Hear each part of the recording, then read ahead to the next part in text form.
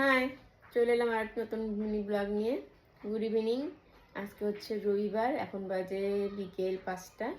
তো আমি আর সোনু একটু রেডি হয়েছি, এখন আমরা যাচ্ছি একটু সবজি বাজার করতে।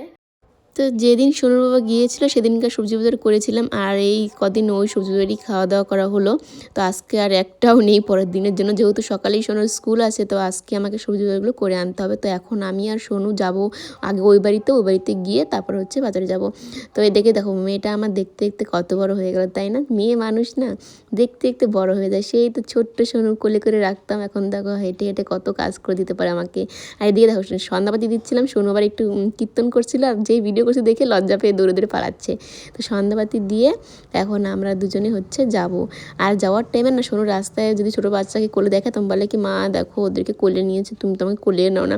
তারপরে এই যে আমি বলছি চলো কোলে নিয়ে যাই, আর বলছি আমি যদি তোমাকে কোলে করে না রাখতাম তাহলে তুমি বড় হলে কি করে বলো তো। তারপরে আর কি সোনুকে দোকানে রেখে বা আমার কাছে আমি গেলাম হচ্ছে ভোলা মোড়ে সবজি বাজার করতে। বেশি কিছু নেবো না, সামান্য জিনিসই নিব, বিশেষ করে আলু, টমেটো আর বেগুন।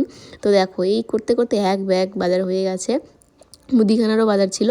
তো এখন আমি দোকানে বসে আছি, আর মা, সোনু আর বাবা গেছে হচ্ছে মন্দিরে কীর্তনে।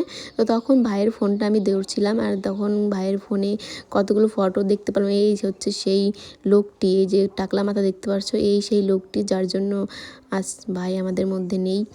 তো জানি না এই লোকগুলো কারা, তারা কখনো আমাদের ভিডিও দেখে কিনা ভগবান জানে। আর ভাইয়ের ফটোর সঙ্গে সঙ্গে বোনের ফটোও কিন্তু সেই লোকটি চেয়েছিল, জানি না কেন, কি তার উদ্দেশ্য ছিল।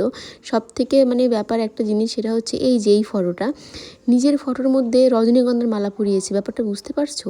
আমার ভাইয়ের মাথাটা কীভাবে শেষ করে দিয়েছিল সেই লোকটি, সত্যি এখনও মানে ভাবলে না মাঝে মধ্যে খুব কষ্ট হয়।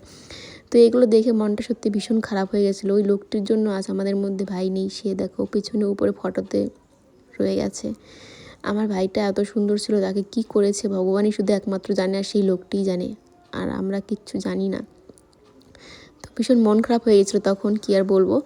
তারপরে বাড়িতে চলে আসি, দেখো আজকেও 8টা 15 হয়ে গেছে বাড়িতে আসতে আসতে। এদিকে সোনু যেহেতু কীর্তনে গিয়েছিল, দেখো তিলক পড়েছে। আর সোনু বলছে মা ওই মন্দিরে না কালকের থেকে প্রোগ্রাম আছে, আমাকে যেতে বলেছে, নাচ করতে বলেছে, অনেক দিন প্রোগ্রাম হবে, দিদুন আমাকে কিন্তু ব্যাগ নিয়ে যেতে বলছে। তো মা আমাকে ব্যাগ টোপলা নিয়ে যেতে বলেছিল, আমি না করছি, যেহেতু সোনুর স্কুল আছে, ওখানে গিয়ে প্রচণ্ড দুষ্টমি করে।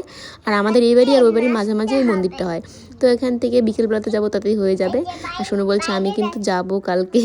তো চলো হচ্ছে এই মিনি ব্লগটা এই পর্যন্ত রাখছি। দেখা হবে নতুন একটি ব্লগে। যদি তোমাদের ভালো লাগে তাহলে কিন্তু অবশ্যই লাইক করো, নতুন হলে চ্যানেলটি সাবস্ক্রাইব করে পাশে থেকো। দেখা হবে নতুন নতুন ব্লগে।